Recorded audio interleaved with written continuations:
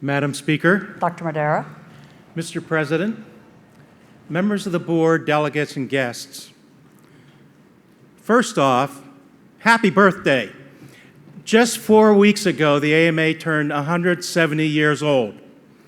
So let's give Nathan Davis a big hand.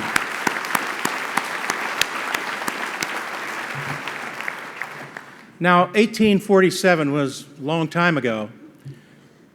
What do 21 states, including Wisconsin, California, Minnesota, and Oregon, have in common? None of these states had entered the Union by 1847. In the 60 years that followed, at least one new state was added each decade. And those of us born in the 1950s and 1960s have an intuitive sense of stability about our country's map. We don't think of it as having been so dynamic. In fact, when I was in grade school, I was learning my states, and I got hung up on the fact that Michigan came in two pieces. I just couldn't understand why there was an upper peninsula and couldn't get my arms around that. And after putting up with this for a while, my mom looked at me and said, "Jimmy, Michigan was, is, and always will be in two pieces. It's time you move on." Moms are really great. That day I learned something about maps, but also about the importance of acceptance of facts. And I'm going to return to maps in a moment, but first I'd like to introduce a new way of conceptualizing the work that emanates from the policies of this House.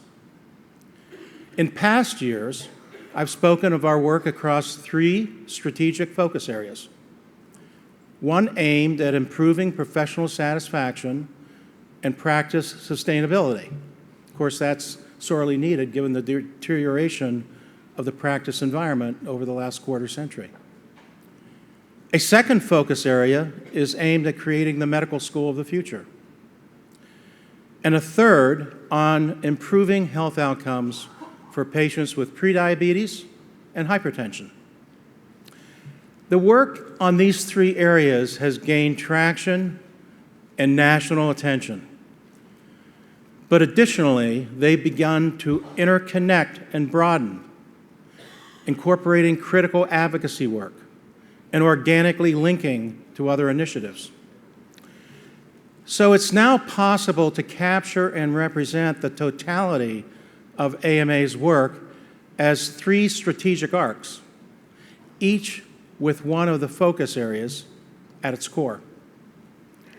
One strategic arc develops critical tools and policies for our field.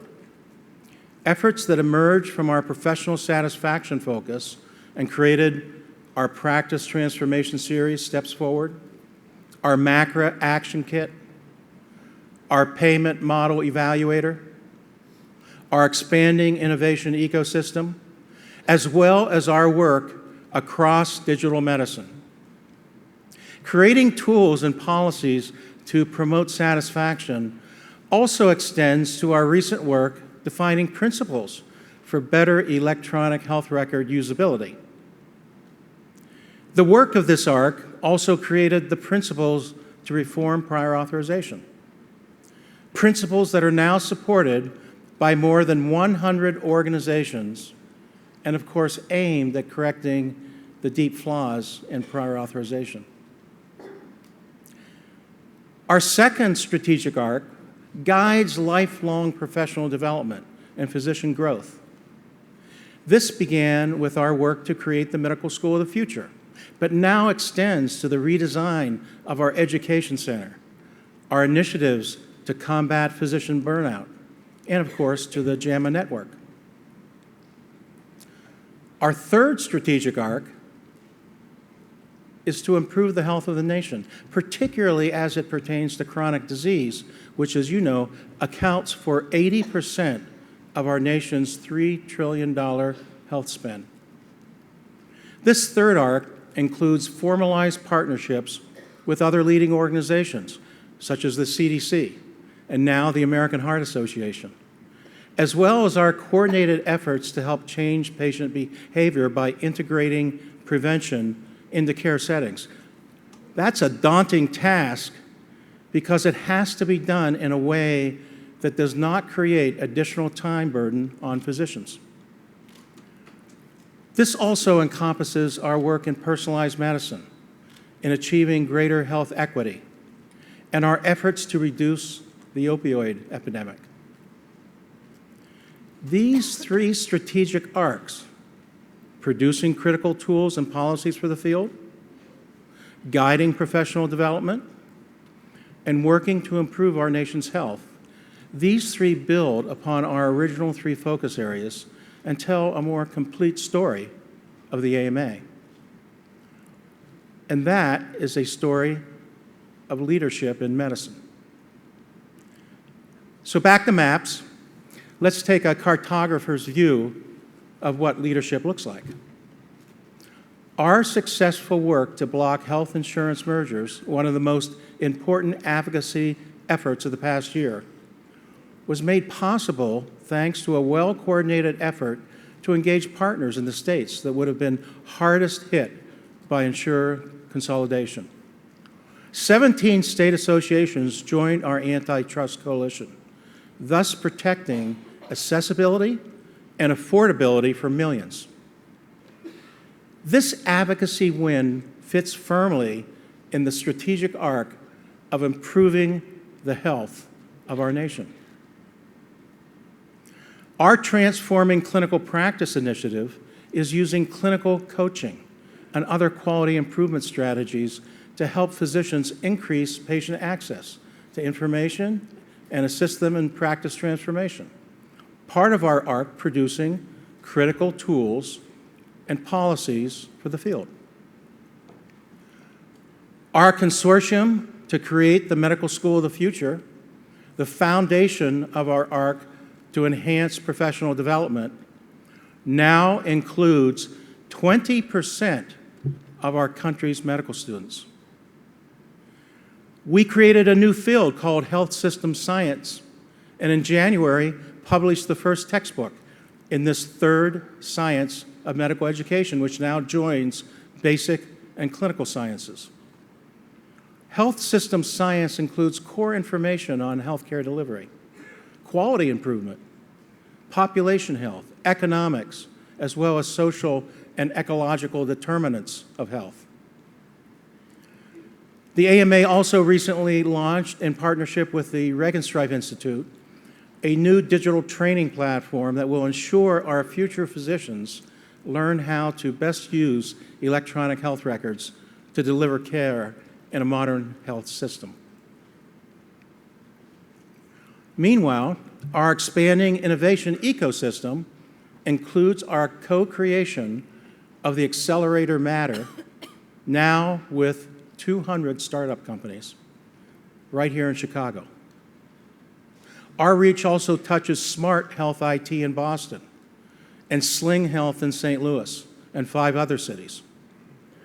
Our Silicon Valley-based innovation studio, Health 2047, is in the initial phase of developing products aimed at improving our health system and, importantly, giving physicians more time with their patients by reducing administrative workloads and improving clinical data liquidity and organization. In fact, the overarching goal of Health 2047 over the next few years is to relieve burdens equal to returning 1 hour to every physician's workday.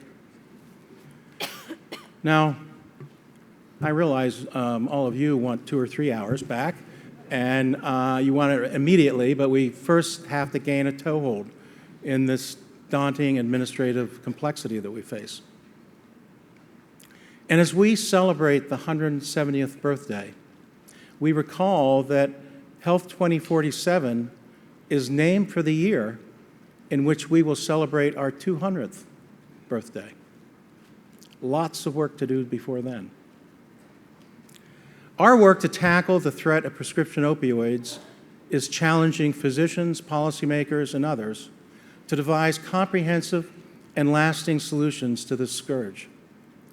More than a dozen states in the last 2 years have introduced or passed AMA model legislation that expands access to the life-saving drug naloxone and or implements Good Samaritan protections for those who intervene in treating overdose. We worked with the medical associations of 7 states to advance legislation on medical liability reform, securing victories to limit payouts and strengthening standards for expert witness. This was really important policy work for the field. We partnered with societies to defeat problematic balanced billing legislation and introduce bills that incorporate fair payment standards, including an important win in Nevada just this past week.